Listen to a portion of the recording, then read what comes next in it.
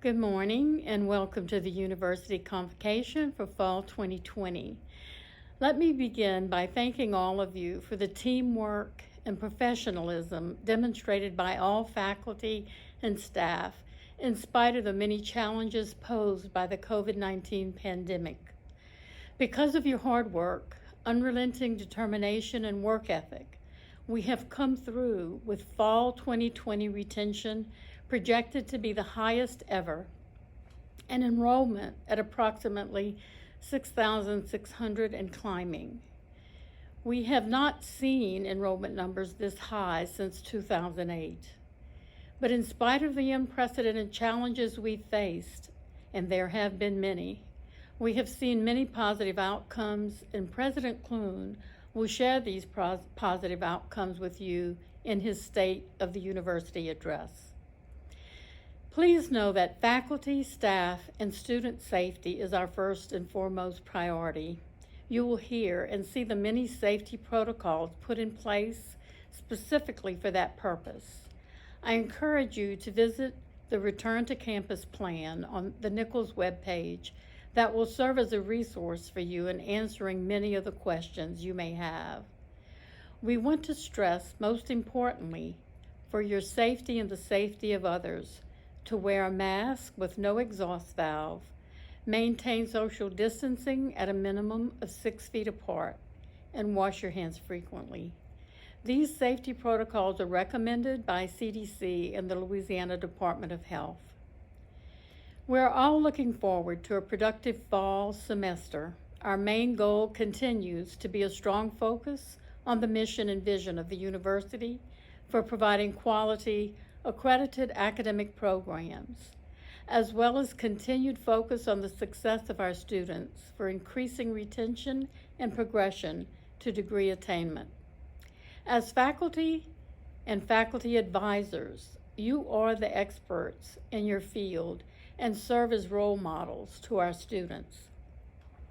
Students look to faculty for advice and direction, particularly during trying times. Because we know our students are facing increased stress, especially financial stress, resulting from this pandemic, I ask you to be sensitive to their needs and let your voice serve as a source of support for them. If you believe a student or colleague is having difficulty coping, please assist them in reaching out to our counseling center. On the academic side of the house, I am happy to report we continue to see faculty earning SAM certification. Today, 203 faculty have earned either SAM Expert, Distinguished, or Advisor certification. Please continue to monitor your email and the SAM website for upcoming events.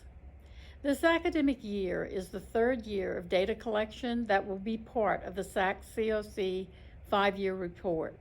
So annual plan assessments, assessment of program learning outcomes, and your 5-year degree program reviews becomes even more important. The academic master plan was completed by the steering committee at the end of the spring semester and disseminated shortly afterwards. Some of the action items are already underway. For example, the Center for Teaching Excellence has become a reality and will be in operation this semester under the direction of Dr. Amy Hollander. The deans reviewed 8 degree programs as part of the ongoing 5-year program review. It was evident that the process drives continuous improvement in these academic programs. I commend the program faculty, program coordinators, department heads, and deans in the degree programs reviewed last academic year for extremely well-written reports that reflected team collaboration. We are working on refining the process to be further aligned with the academic master plan. Under the direction of Ms. Nicole Rashawn Simmons, the Legacy Leaders is a group that will be launched this fall semester in an effort to increase student retention and success of our African American female students. It is a mentee-mentor group similar to Crown. The graduation application has been converted from paper form to a digital online process effective this fall semester. Banner will be used as the platform, and we envision it to be more efficient in the process. The recommendation in the academic master plan for all paper forms to be converted to digital format has been recognized by administration as a priority, and a task force has been formed for that purpose under the direction of Dr. Alex Arsenault. In the College of Liberal Arts, Interdisciplinary Studies is now a program with Ms. Karen Sheremy serving as the program coordinator. The IDST program is housed in Peltier Hall under the Department of English, Modern Languages, and Cultural Studies. The College of Business Administration is currently undergoing a virtual accreditation site visit as we speak by the Association to Advance Collegiate Schools of Business, better known as AACSB. We anticipate a favorable outcome. The College of Education and Behavioral Sciences was approved for 2 postgraduate certificates, Educational Technology Leader and Educational Technology Facilitator. A proposal for a Master of Science in Clinical Nutrition and Dietetic Leadership will be acted upon at the August 27th meeting of the Board of Regents. We anticipate a positive outcome as well. A 3-week professional development series on HyFlex was provided for all faculty, for which 180 faculty completed. HyFlex is the selected major mode of course delivery at this time for accommodating student enrollment while maintaining social distancing and providing weekly face-to-face delivery for promoting student success. A 1-week professional development named the Virtual HyFlex Boot Camp is currently ongoing for those faculty who were unable to attend the 3-week series. The last count, an additional 36 faculty are enrolled. The College of Sciences and Technology has several personnel changes at the department head level. Ms. Barbara Blake will serve as the department head for Allied Health Sciences. Dr. Kaiser Young will serve as the department head for the Department of Chemistry and Physical Sciences. And Dr. Ezra Tigdal Yilmaz will serve as the department head for Applied Sciences. I ask faculty and staff to remain positive and to know our new normal, as challenging as it may be, is a temporary situation, and we'll get through this together. I want to thank faculty and staff alike for all you do to help our students succeed and for making Nicholls a better place. Next, Dr. Jay Clune, 6th President of Nicholls State University, will deliver his State of the University address. Welcome back. I say this not only with great relief, but also great hope in a better tomorrow. This pandemic has made time pass more slowly. It feels much longer than 4.5 months since we were last together. And while returning to campus in August is normal, there is nothing normal about this August. We are not only coming to terms with the worldwide pandemic, but also with systemic racism, discrimination, and inequalities in the U.S. The university's return to campus plan is grounded in the latest recommendations from the Centers for Disease Control and Prevention, the Louisiana Department of Health, Louisiana Board of Regents, and the University of Louisiana System. Our steering committee, which crafted the Nicholls-specific policies, includes Mr. Brian Clausen, our Environmental Health and Safety Director, Dr. Anna Falcon, our physician with University Health Services, and Dr. Chip Riggins, Louisiana Region 3 Medical Director, and Dr. Sue Westbrook, who, as you know, has spent a lifetime in nursing. I want to reiterate my firm belief in shared governance. I believe in it. I've lived it. I do not want to impose how colleges or departments are run. I do not tread on academic matters. However, the mode in which a course is offered in a university is a university matter. We are a high-touch, full-service campus with classrooms, residence halls, cafeterias, etc. We are not an online institution. The move online in spring caused an array of problems for our disadvantaged students. This is a sanctuary for so many. It provides structure, mentoring, Wi-Fi, technology, food, housing, counseling, and healthcare. I know there is a concern about coming back to campus. I was nervous at first too, and to top it off, I got sick. For my own daughter, though, I believe the one case of transmission that Nicholls recorded was the Clune family. We haven't confirmed that yet. It is my top priority to keep everyone safe. Just below that is the education and retention of our students and the employment of our people. We cannot move all classes online and retain all of our students and all of our employees. Surveys to faculty, staff, and students throughout the summer have told us that you want to be back on campus.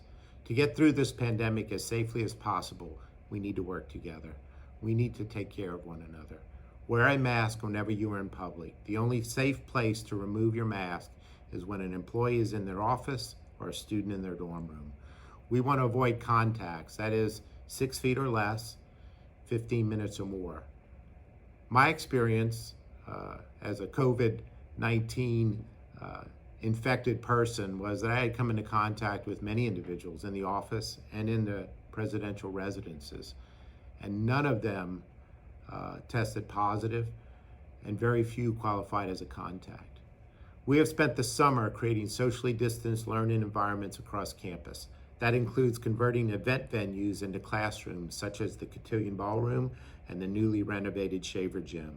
We have adapted other event venues into computer labs, like the Bollinger Sister Suites. Our air handlers are being fitted with UV filtration systems to decrease our exposure to airborne illnesses.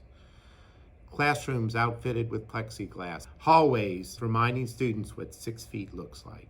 Staircases will be the up or down, but not both. We are also changing how we deliver many of our courses through the introduction of HighFlex courses that combine both in-person and remote learning. Nearly 200 faculty participated in professional development this summer to learn how to use HighFlex in their classes. We renovated North and South Babington halls with the help of an industry partner. This will allow our at-risk students who live on campus to have single occupancy rooms. Additionally, we'll be able to use the space to quarantine our students who do contact the virus.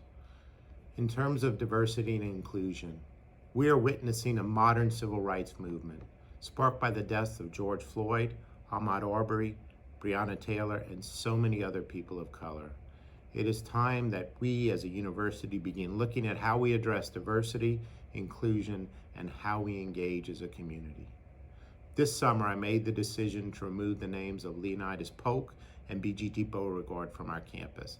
These individuals do not meet the values of our university and have no meaningful ties to our region or our campus. We will also be changing the name of streets on our campus. With Chief Diversity Officer Stephen Kenny at the helm, we will create conversations with all of our communities on campus to identify what those permanent names will be. This will not be a quick process or an easy decision, but we are not afraid of having tough conversations about our campus. Thank you, Dr. Clune. Dr. Todd Keller, Vice Provost, will now announce new faculty members joining the Nicholls family.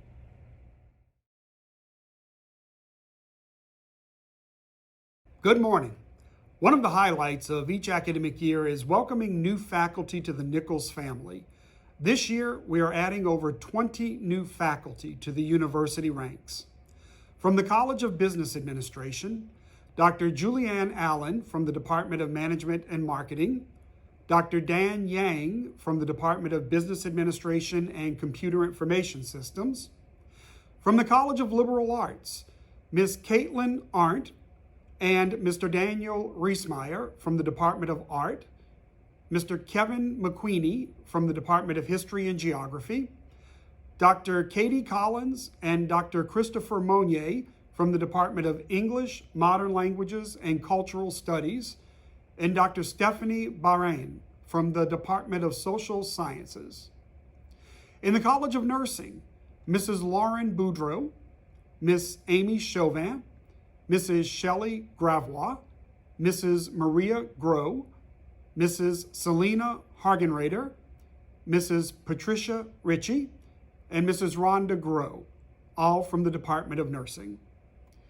From the College of Sciences and Technology, Dr. John Dennis in the Department of Applied Sciences, Dr. Catherine Galloway, Ms. Lila Landry, and Dr. Gizam Yeselyurt from the Department of Biological Sciences, and Dr. Sarah Bajaran from the Department of Chemistry and Physical Sciences. From the Chef John False Culinary Institute, Ms. Jana Billiot in Culinary Arts. From Ellender Memorial Library, Dr. Robert Stevens. And from the Academic Services Center, teaching UNIV courses, Mrs. Leisha Bartnick. Again, welcome to all of the new faculty. We hope you found your home. Welcome to all of the new faculty members.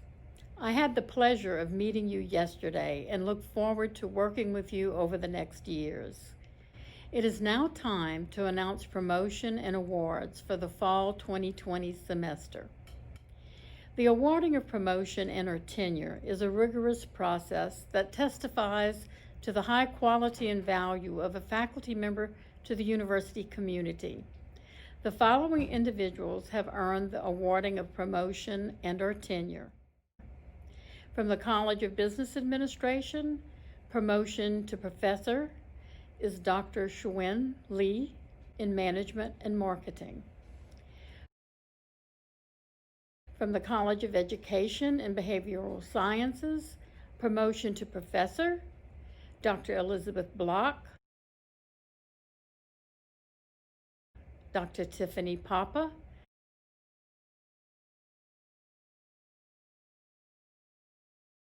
Dr. Cynthia Vavasor, all from teacher education. Promotion to associate professor, Dr. Mary Bro from teacher education. And promotion to assistant professor, Dr. Sarah Dempster from teacher education.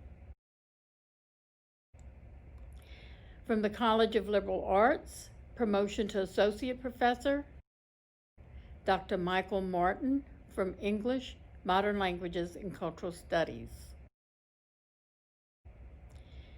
Promotion to assistant professor is Lori Chamberlain Kasevich from Mass Communications, and Tina Granger from Social Sciences. From the College of Nursing, promotion to assistant professor, Jean Chesson, Dr. Melissa Clay,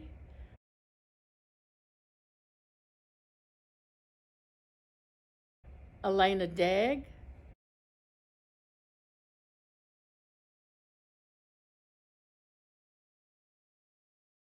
Marin Olivier,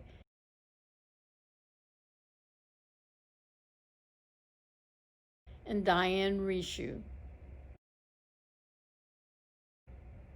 From the College of Sciences and Technology, promotion to professor, Dr. Gary LaFleur from Biology, Dr. Ali Riza Edrisi from the Department of Petroleum Engineering, Technology, and Safety Management. And from the Chef John False Culinary Institute, earning tenure, Amelie Zerang. Congratulations to all of you on earning your status of tenure or your promotions. The award for Distinguished Service Professor recognizes a faculty member who has distinguished themselves in the areas of teaching, research, service to the university and the public community, or by any other outstanding contributions. Congratulations is in order for Dr. Inman Zhu on being selected by the committee for fall 2020. Congratulations to Dr. Inman Zhu on being selected by the committee for fall 2020. Dr. Zhu can be counted on to step up at the last minute to offer courses at both the graduate and undergraduate level. He not only mentors graduate and undergraduate students in research, but actively secures grants for these student researchers whose work often ends up in peer-reviewed scientific journals. He has worked on at least 15 grants to enhance departmental laboratory and teaching technology, in addition to numerous departmental research grants. And he has gone above and beyond in his service to the university and greater community. For his dedication and commitment to the teaching profession and to the growth of Nicholls State University, it is my pleasure to award the title of Distinguished Service Professor to Dr. Inman Zhu. The Presidential Award for Teaching Excellence is awarded to an individual who embodies a personal philosophy and practice of teaching, both inside and outside the classroom, focused on student engagement and learning. Nominations are received from students, alumni, peers, department heads, and deans, and screened by a university-wide committee with one name recommended to the president. Congratulations to Dr. Kaiser Young for being recommended by the committee. Dr. Young is known for her deep commitment to not only the students majoring in the departmental discipline, but also those students taking departmental courses as general education requirements. She seamlessly intertwines the three major components of scholarship so that research and service work informs her teaching, both past and present. And she has impacted the education of students across the campus through her work on the General Education Committee. Again, congratulations to Dr. Kaiser Young from the Department of Chemistry and Physical Sciences. Through the generosity of donors who support the university and the Louisiana Board of Regents, endowed professorships are made available to exemplary faculty to support their continued development in their discipline. The donors choose the discipline they wish to support, and the Board of Regents provides additional monies to strengthen the value of the endowment. This semester, we have 4 new endowed professorship award recipients. The Wayne Patton No. 2 endowed professorship in liberal arts goes to Dr. David Whitney. The Dr. Grace M. Gaydon endowed professorship in nursing goes to Jean Hamner. The Terrebonne General Medical Center founding physicians endowed professorship in nursing goes to Dr. Angele Davis. The R.E. Bob Miller endowed professorship in honors studies goes to Dr. Gary LaFleur. And the Pico Bell South No. 2 endowed professorship in culinary arts goes to Tammy Rink. Through the generosity of Regions Bank, the Office of Academic Affairs has established the Academic Affairs Award for Teaching Excellence. Recipients will receive a one-time stipend of $500. Deans and department heads were asked to nominate faculty from their areas who have met the following criteria: 5 years of consecutive teaching and service, 5 consecutive years of outstanding student evaluations, and 5 years of outstanding administrative evaluations. I am pleased to announce the following recipients. From the College of Business Administration, Mr. Eugene Go, attorney in business law, assistant professor. His classes are consistently rated among the best in the College of Business. Having recently served as president of the Lafourche Parish Bar Association and currently serving on the Policymaking House of Delegates for the Louisiana State Bar Association, Gene brings his notable leadership and wide experience into the classroom. His commitment to our students is obvious. He is willing to meet students where they are and help them to be successful. He is eager to mentor them through their current studies and into their future career paths. For students looking for more, Gene has reestablished the Nicholls Pre-Law Society and created new honors and law courses. Of most recent importance is Gene's creativity and innovation in shifting teaching formats in light of COVID-19. His unique approaches to online learning had already made him a leader in this area before the crisis, but his willingness to take it to the next level and to assist other faculty makes his impact on learning reach far beyond his students. His helping hand extends even further through the Fulbright Scholarship that he was awarded this year. This past May, Gene was scheduled to offer law courses to students in the Czech Republic's Masaryk University School of Law. Unfortunately, the pandemic foiled these plans, yet Gene's commitment never wavers. He is an excellent teacher, a hard-working colleague, and we're proud and lucky to have Gene as a member of our faculty. We're happy to select him as a well-deserving recipient of this Teaching Excellence Award. From the College of Education and Behavioral Sciences, Dr. Grant Gautreaux, Associate Professor of Teacher Education, is the recipient. Dr. Grant Gautreaux is a leading advocate for the field of behavior analysis with over 23 years in education. Grant joined our Nicholls State University family in 2007. He has presented his research and provided professional development for teachers and professionals across the United States and in various other areas of the world, including Sweden, the United Kingdom, and Norway. Dr. Gautreaux serves as CABAS consultant for the Jigsaw School in Surrey, England. In this role, Dr. Gautreaux works with the school to ensure the implementation of the CABAS system of instruction is done so with fidelity.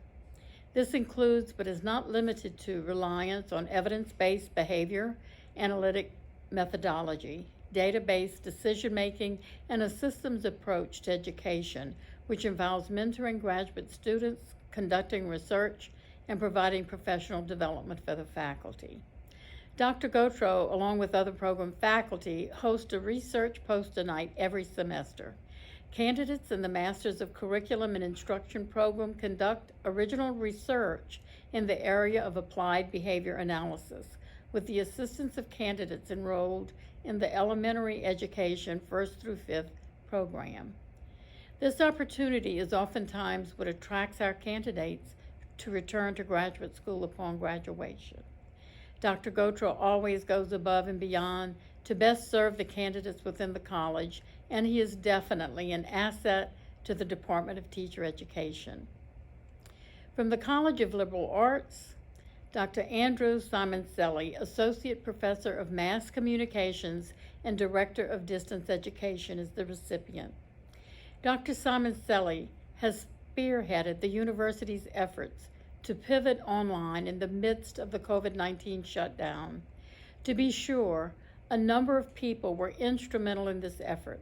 However, without the foundational work he has done with Nicholls distance education through the years, along with the Herculean work he has done over the past few months and continues to do, we would not have been as successful as we have been. He has undertaken or contributed to many aspects of preparing our university to reopen in the fall. He has worked on grants, ordered technology through the CARES Act, presented workshops and trainings, prepared pages of resource links, and help pages for faculty. He has participated on task forces and attended countless meetings, contributing his expertise that was so necessary to move our university forward during these times. He seems to have time for everyone's questions and does so with patience and professionalism. In effect, he has given the entire faculty the opportunity to become better educators during a period of difficulty, the extent of which no one could have envisioned. From the College of Nursing, Dr. Angelique Allemand, Professor of Nursing, is the recipient. Dr. Allemand holds the Doctor of Nursing Practice, is a board-certified acute care nurse practitioner, a certified family nurse practitioner, and a clinical nurse specialist, and is most deserving of the Academic Affairs Award for Teaching Excellence. Angelique serves as the course coordinator for Nursing 518, Pathophysiology for Advanced Practice Nursing, Nursing 583, Advanced Practice Nursing, Family Health 2, and Nursing 584, Advanced Practice Nursing, Family Health 3. While all three of these courses are integral in the graduate preparation for family nurse practitioners, each MSN student progressing in any of the three concentrations offered must complete the Advanced Pathophysiology course, meaning every student has contact with Dr. Allemand. Angelique's focus is on student success in the class and the practicum setting. She is SAM certified at the highest level of expert. She engages students in the online environment with some of the most complex nursing content and brings innovative pedagogies to reality on a daily basis. From interactive discussions and presentations to a case study approach, students are challenged yet supported. This is evident in the stellar outcomes in each of her courses and the accolades echoed by students each semester. For this, we continue to celebrate our family nurse practitioner graduates' 100% certification pass rates. She is committed to preparing students for the advanced practice nurse role. Her commitment does not stop there. Dr. Alamo has participated in grant writing and has presented research on both the local, state, national, and international platforms. She is published and collaborates with many colleagues, sharing her knowledge, drive, and expertise to better prepare our students and lead the discipline. Collaborative work includes topics of peritonsil abscess, preventing sudden death in young athletes, overcoming linguistic and cultural barriers and health literacy, the new recommendations for the prevention of peanut allergies, and student performance on HESI and sustaining NCLEX RN licensure pass rates, just to name a few. Dr. Alamo's expertise and commitment to graduate education is equally shared across our intercollegiate consortium. For this, we are formidable. It is this commitment to education and to the nursing profession that makes Dr. Alamo most deserving of the Academic Affairs Award for Teaching Excellence. From the College of Sciences and Technology, Dr. Uttam Pokharel, Assistant Professor of Chemistry, is the recipient. Dr. Pokharel is an unassuming, almost quiet man, but in the classroom, he carries a strong persona. When he enters a room, the students all turn to watch, some with a slight grin, others with a little trepidation, but all with great respect. They understand these things. Dr. P is an excellent chemist. Dr. P is an accomplished teacher, and Dr. P cares about the student. Uttam Pokharel is known for mentoring the best students. They come to him as sophomores in organic chemistry, and Dr. P has a knack for finding and attracting the most talented students, the best, like William Coates, Jonathan Bergeron, and Gwyneth Augeron. Change their majors to chemistry just so they can work with him. Those who do research with Dr. P become such excellent chemists that local industries, chemistry graduate schools, and professional programs seek them out for many opportunities. For the past 5 years, Uttam Pokharel has had excellent teaching evaluations. Mostly, his excellent evaluations are from students in his sophomore level organic chemistry course, which is arguably the most difficult course in either the chemistry or biology curriculum. From the Chef John Foss Culinary Institute, Amelie Zerang, Assistant Professor of Culinary Arts, is the recipient. Chef Zerang graduated in 2006 from the culinary program at Nicholls. She returned as a full-time instructor approximately 5 years later. At Chef John Foss Culinary Institute, she has taught a variety of courses, which includes bistro kitchen, beverage operations, stocks, sauces and soups, and culinary history and development. Amelie has been instrumental in culinary fundraising by collaborating with visiting chefs and arranging for students to prepare and execute Bite of the Arts, Dinner of the Century, and Louisiana to Lyon. She, with members of the Student Culinary Association, has prepared 500 servings of her famous jambalaya in support of Louisiana Organ Procurement Agency 5K Mad Dash for several years. Since 2011, Amelie has been the primary investigator for the Carl Perkins Grant, obtaining more than $100,000 of equipment for Nicholls. She is the head of the Culinary A+ Scholarship Committee, and her colleagues and students admire her for her can-do attitude and embracing new technology. Chef Zarang is most worthy of this recognition. Congratulations to all awardees of the Academic Affairs Award for Teaching Excellence, sponsored by Regions Bank. At this time, I would like to welcome Dr. Michelle Caruso, Interim Vice President for Student Affairs and Dean of Students, to present the Fall 2020 Apple Awards. I'm Michelle Caruso, Interim Vice President for Student Affairs and Dean of Students. I'm here today to present the Student Affairs Faculty Apple Awards. For over 20 years, we've been recognizing teaching faculty for their contribution to not just the student experience, but the Nicholls student experience. We all know the importance of a holistic approach to student success and the impact that each of us can have on a student's life and a student's persistence by embracing our role in that effort, no matter what our job description says. The faculty nominated for this award are ones that students, student organizations, faculty peers, or staff members shared with us because they felt that that faculty member is a living example of this.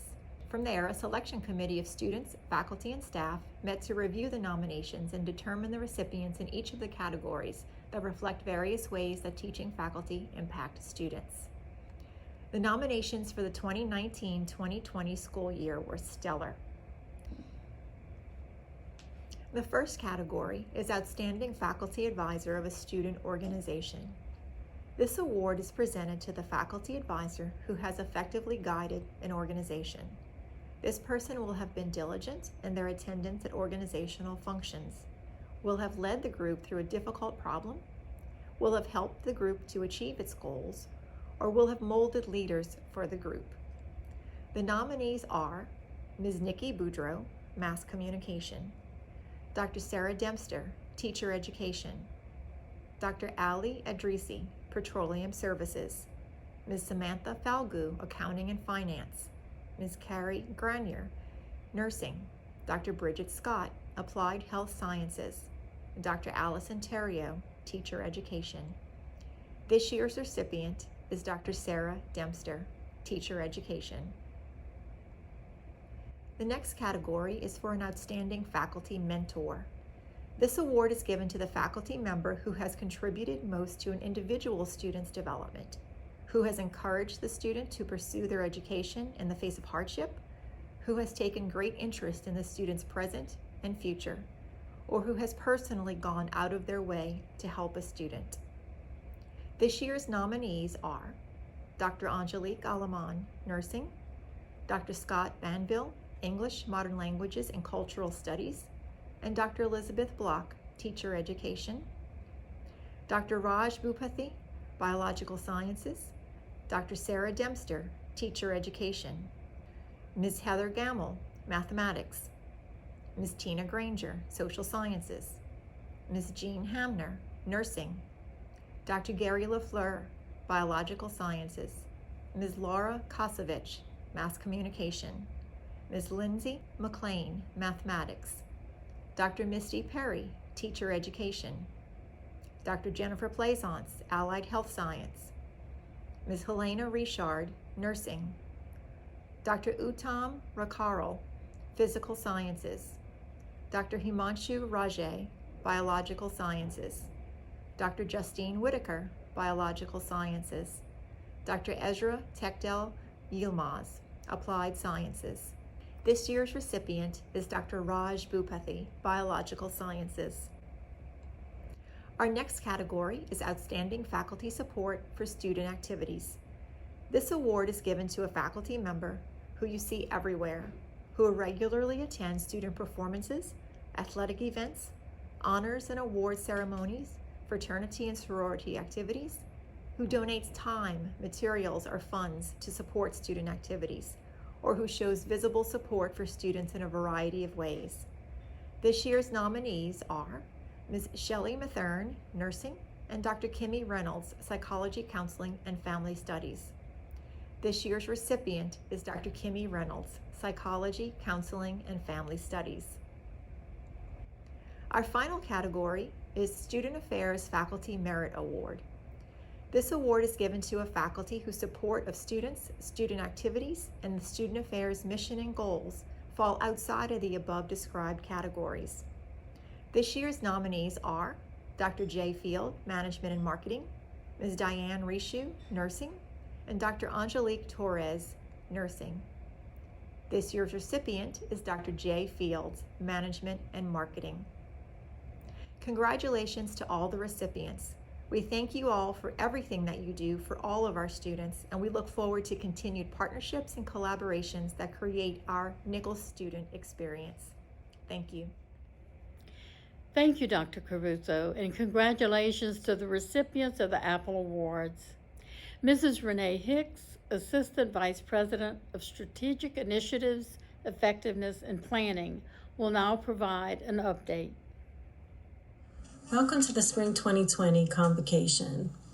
My name is Renee Hicks. I'm Assistant Vice President for Strategic Initiatives, Effectiveness, and Planning. I oversee the Office of Institutional Research, Effectiveness, and Planning, and I'd like to give you an update of some data that you might find interesting. First, I'd like to talk about our staff. We've had a couple of changes highlighted in red on this slide. Kate Smith has been promoted from Data Analyst to Assistant Director of Institutional Research. And we have a new hire that we hired during the COVID pandemic, Ricky Vu, who is our new Data Analyst. And Ricky has been working with us on dashboards and data requests. For today's presentation, we're going to cover some data regarding new student progression. We're going to show some enrollment numbers and what enrollment looks like for the upcoming fall. We're going to look a little bit at retention and where we stand there. And then we're going to talk about the SACS fifth year report and an update on some of our assessment data for SAM, our academic advising inventory. The data. First of all, let's do an enrollment update. As you can see from the slide, we show an enrollment back to 2008. The overall enrollment for this semester looks like we're going to take an uptick. We're estimating it to end up over 6,600 students, which is quite a jump from our 6,506 last semester, so we're very excited about that. And if you look at our line, the green line for first-time freshmen, the end of it is purple because we have not finalized those 2020 estimates yet, but as of now, our 2020 entering class is on target to be our largest class since 2004, which was the year before we became selective admissions. So this would be our largest entering class since we put in admission standards, which is amazing given the COVID pandemic that we've been facing. The blue line shows you the number of degrees awarded. So you can see kind of the exit with the blue line and the entrance with the green line. And we've had quite a few years of exceeding the number of students who are exiting versus the ones who are entering, and that's beginning to level off. So we're really expecting this year for that to come to a more even basis. A lot of the reason for that was in some of the years where we had the big gap, we had a lot of students who were more qualified entering the university and therefore finishing sooner than they would have. Our time to degree has diminished. And now I think we've had enough years that that's begun to level off. So the last column is different color because it is an estimation. We will know those numbers for sure on the 14th class day of the fall, which is August 27th. Spring 2020 was quite unique with the COVID-19 pandemic. Being thrust into a new environment mid-semester, administration decided to withdraw any suspensions for the spring 2020 semester. So no students were suspended based on their academic records. The drop date was pushed back to allow students more time to figure out if they wanted to drop a class. And the registrar's office worked with students even after grades were finalized to help them drop courses that would only hurt the students' progress. So students who had Fs were contacted to see if they would like to turn those into Ws, and students with Ds, depending on whether or not it applied to their degree program as a D, were also allowed to change those grades to Ws and withdraw from the course late. What was the effect on the students? Just to give you an idea, if I look at our fall 18 entering students who were finishing their first year in fall 19 versus our fall 19 students who were finishing their first year in 2020, this is how it all works out. If we look at the end of term, for spring, we had 147 who did not return, who were not present as of the end of their first year. For spring 2020, that was 157, so not much difference there. The ones in good standing but still considered freshmen, so they had not progressed to be sophomores and earned their first 30 hours. In spring 19, that was 219. For spring 2020, that was 332. So we had about 110 more who were still in good standing but still freshmen. But remember, we allowed those withdrawals to happen much later than the previous semester. The number of students who are in good standing and beyond freshmen, so they had achieved sophomore status or higher, was 721 in 19, and in 2020 that dropped to 643. The number on probation but still freshmen was 93 in spring 2019, and that was 105 in 2020. And the number who were on probation but had achieved a status beyond freshmen were 10, and that dropped to 5 in 2020. We had 0 suspensions from 2020, but you can see that in the next slides, that transition, some of those students who would have been suspended because of grades were allowed to have a second chance and were allowed to drop those grades. So it left them in good standing, but didn't leave them with the number of hours to be progressed beyond their freshman year. So we see that kind of had an impact on those who are still freshmen, but they are in good standing, which was the right move to make. But if we look closely at those numbers, 172 of those students who were freshmen from fall 2019 had earned 27, 28, or 29 hours during their first year. So they are short 3 hours or less to progress to their sophomore standing. I think this is an opportunity for advisors who see those students in this situation to help them to realize that they can catch up in their next year, to find an opportunity when their course load isn't so hard to maybe take that extra course hour or two to get back on track so we can make sure they're juniors starting that third year.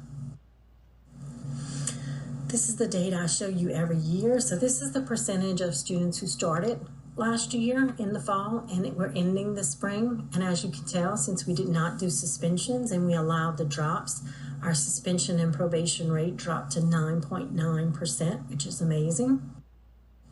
The average GPA earned rose quite sharply to 3.14%.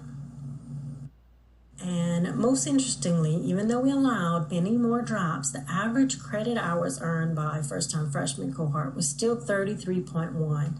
So we only dropped from 33.2 to 33.1 in that one given year, which is still amazing that our first-time freshmen achieved so many hours, well above past years, to still be making progression toward degree. So let's look at first year retention. Last year, as you might remember, we had a record high first year retention at 73.1.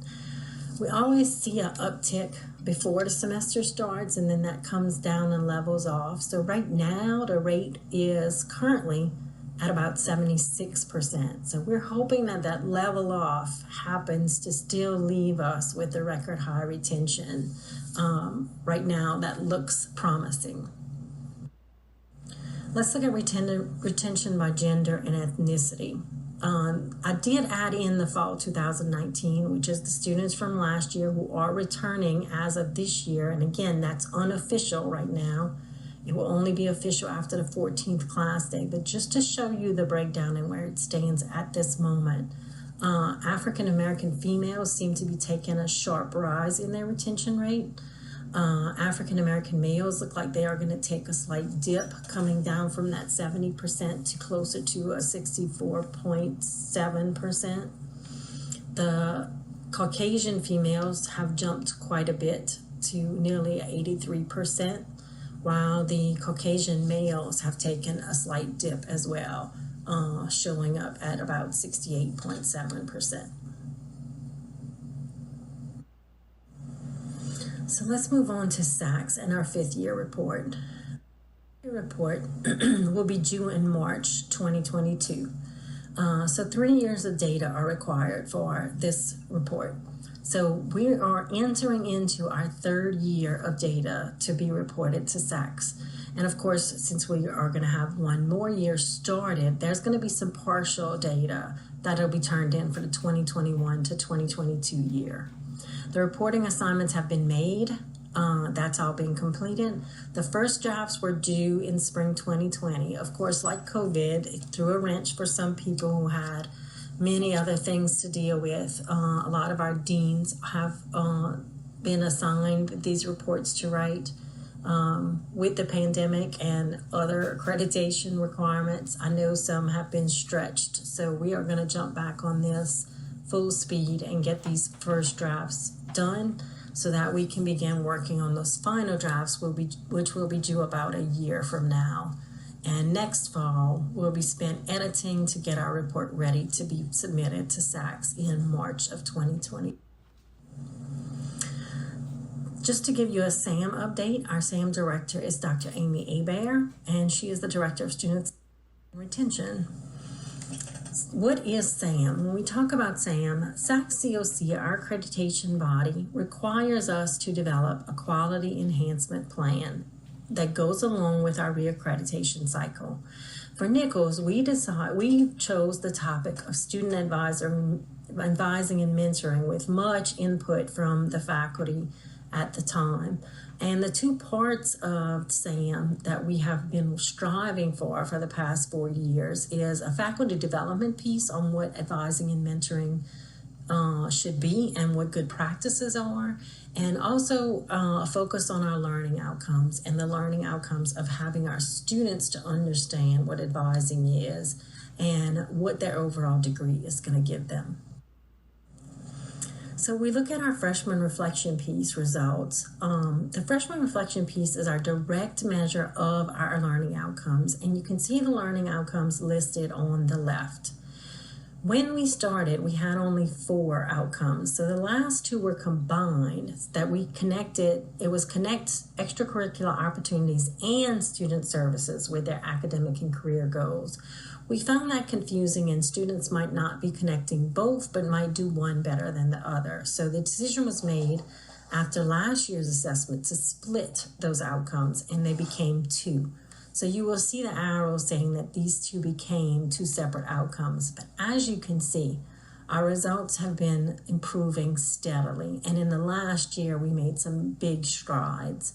The top line is the fall 2019 means. And you can see we've made strides in every aspect. While we're training the faculty, the students are understanding better what these outcomes are. And then we look at the percent who scored an acceptable score. So we have within our rubric a standard of what an acceptable understanding of these outcomes are. And as you can see, our results have really blossomed, have gone from below a 60% to about a 75% on SLO1. We're about at 77% on SLO2. And we are making strides on high impact practices as we are also working with the faculty to better understand and learn these things. But you can see, even though the last one was split, each separate one is still far beyond what the combined one was of less than 60%, and now they're approaching 70%. So we have indeed made good strides in achieving the student learning outcome. The other indirect assessment we do is our academic advising inventory. It's been conducted 3 springs in a row now, and for the last 2 years, it was enough results that we could break down responses actually by departments. As you can see, in our first year, we had only 541 responses, And now we've had over 1,700 responses for the last 2 years. So the reports were distributed to the departments during the spring. So the first question we ask is, please think about how you and your advisor approach academic advising, and please rank the statements below based on your advising experience this year. This is how our students ranked. The top bar is the more recent, followed by the second year, which would have been spring 2019, and then spring 2018. As you can see, there was big strides made between 18 and 19, and we've kind of held our own on spring 2020. These were started prior to the COVID pandemic, but some of these students were responding to what they experienced during COVID as well. So they're still finding a big connection with their advisors and the activities that are happening. When we see what ones, the items that we made big strides, my advisor talks with me about my other than academic interests and plan. We've been trying to get students focused on co-curricular and what they do outside the classroom that aids their career development and maybe the soft skills that employers are looking for. But you can see we made slight advances in everyone, especially the advisor suggesting out-of-class activities or showing an interest about out-of-class activities. On this one, we asked the students to reply in 2 ways: did the activity occur this semester and how important each of them was to the experience. So the important side is what I'm showing in the graphic. So you can see in some cases we kind of held our own, but in some cases we also show a slight increase in whether it occurred or not. So we still seeing that steady climb of the instances of things occurring. Discussing internships, again, discussed a little more, maybe a slight drop in the average. And then discussing career alternatives. We may want to focus more on career services and getting some career advising into our advisors. Consider academic advising. You're participating at Nicholls this year and respond to the state. As you can see, we're still doing great with advising has been available when I need it, scoring a 4.36 on a possible 5 scale. I've received accurate information, held steady at a 4.28. I'm satisfied with the advising I received at a 4.22 on a 5-point scale. So I think we're doing an outstanding job. I think SAM is working. I think people are paying attention to what we are trying to achieve, and I think we're seeing a culture shift.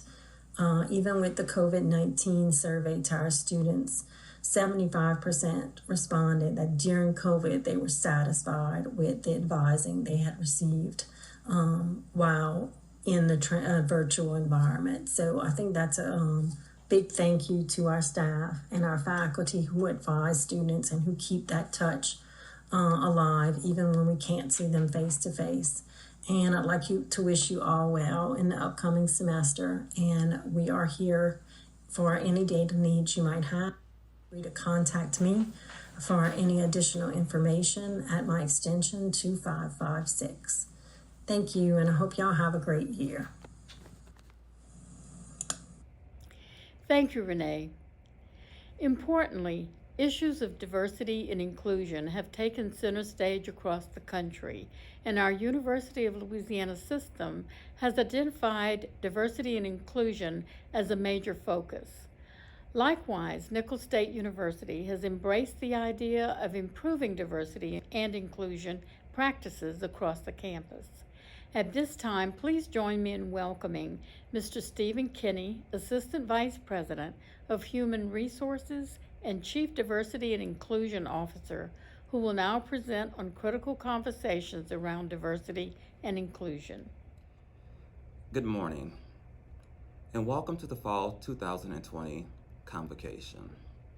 My name is Stephen H. Kinney Jr., AVP for Human Resources, as well as Chief Diversity and Inclusion Officer.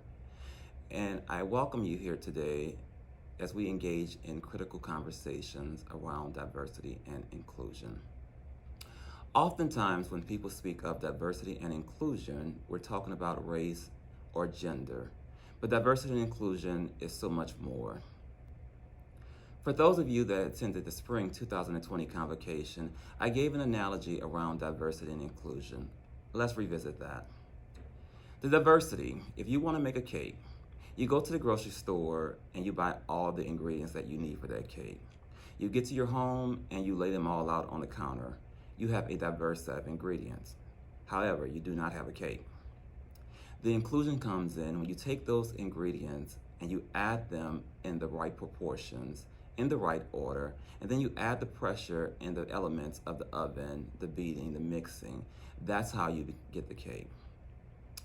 As we go further in our conversations around diversity and inclusion, I ask that we think in broad terms. It's not just race or gender, there's so much more. As a collective of individuals from a variety of backgrounds and perspectives, we make up the fabric of Nicholls State University.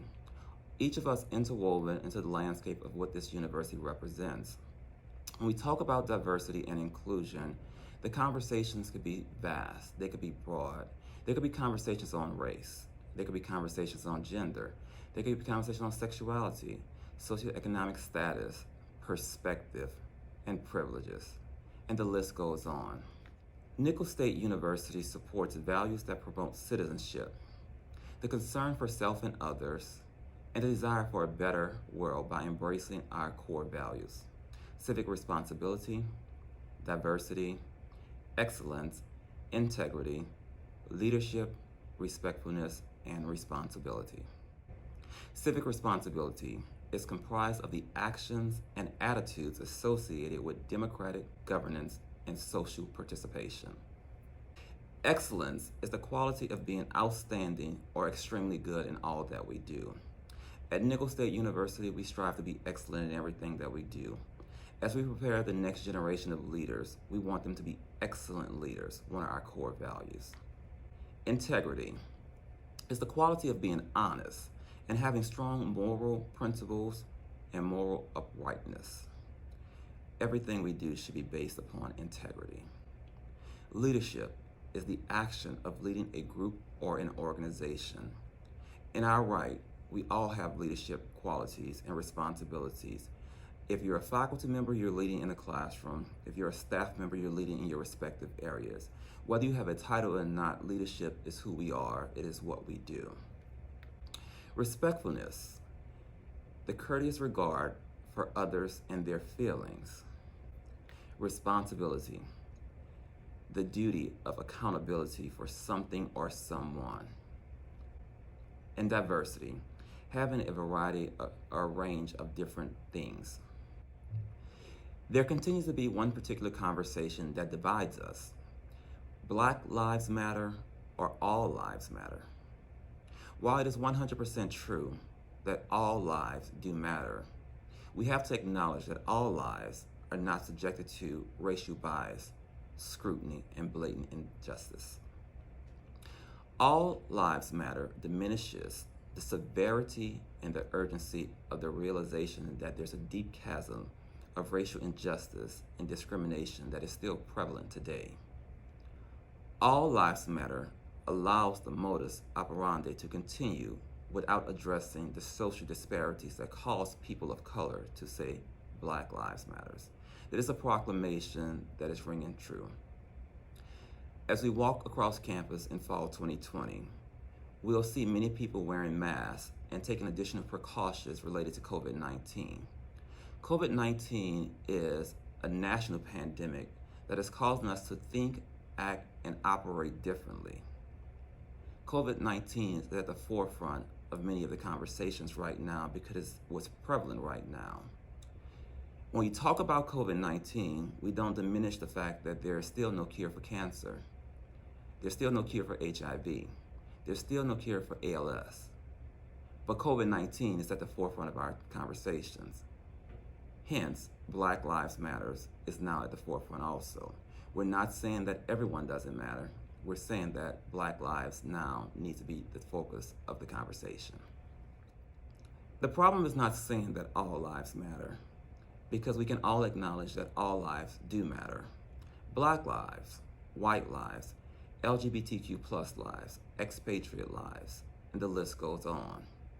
The problem is using all lives matter as a retort or a counter to a person proclaiming that Black lives matter.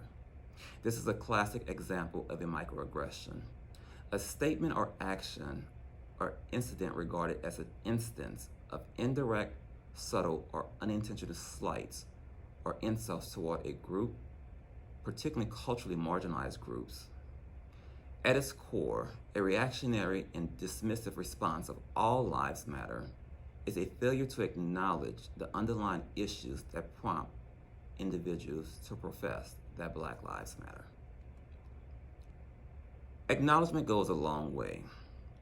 While the goal of these critical conversations is not to get anyone to change his or her views, the goal is to get each of us to make some acknowledgments within our own lives. Sometimes we have to look in the mirror and take a self-examination to see if there are things that we have to acknowledge in order for us to be the best that we can be. Some things, when we look in the mirror, require further examination.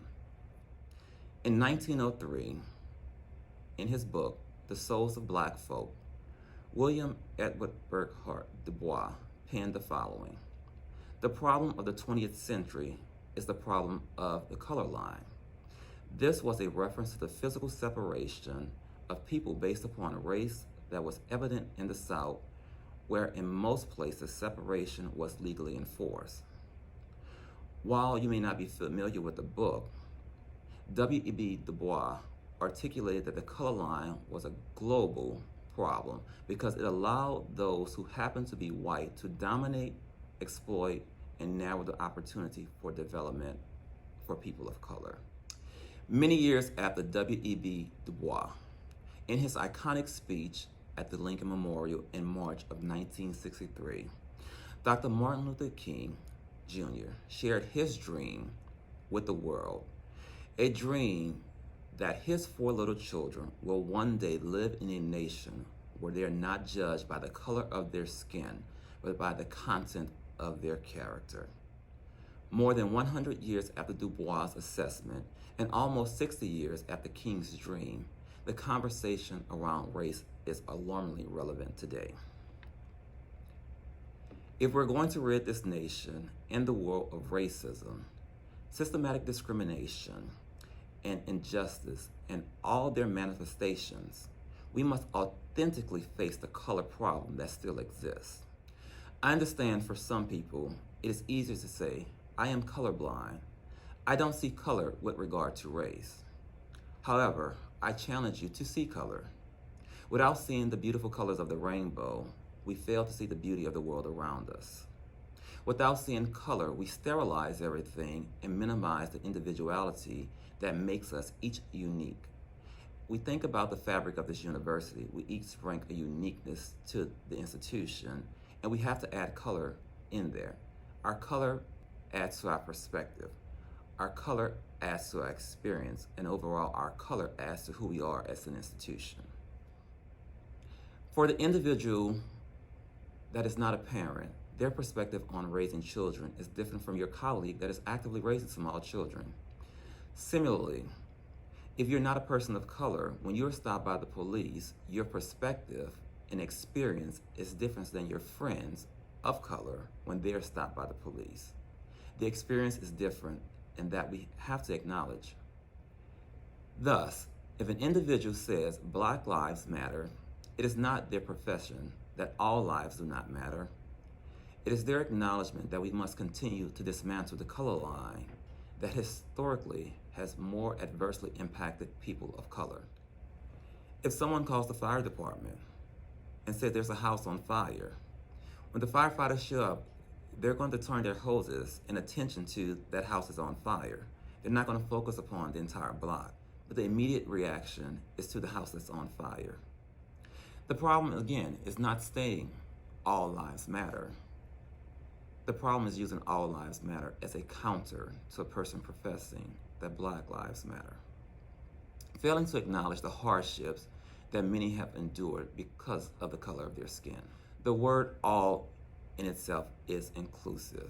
As we go back to that cake analogy, each ingredient in the cake has its place, and each ingredient adds value.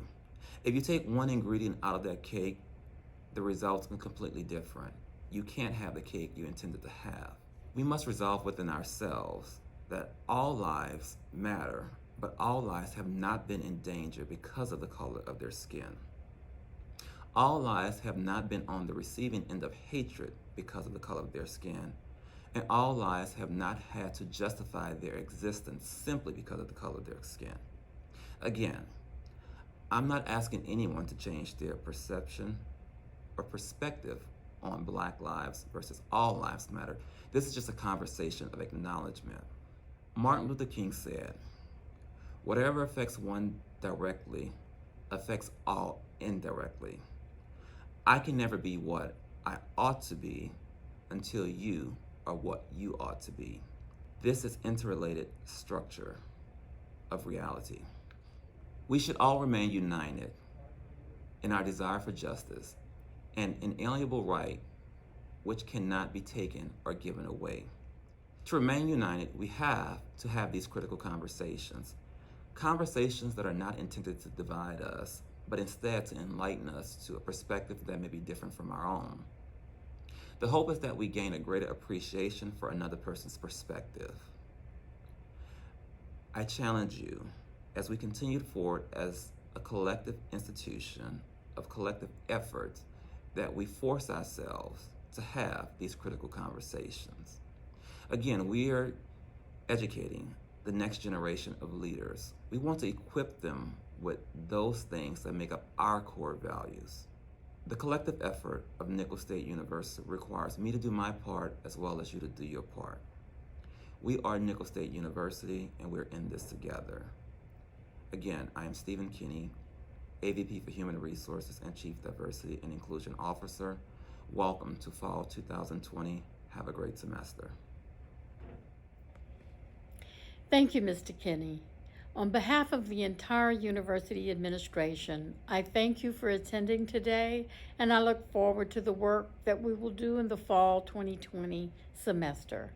As a reminder, please check with your deans and department heads for the dates and times of your college and departmental meetings.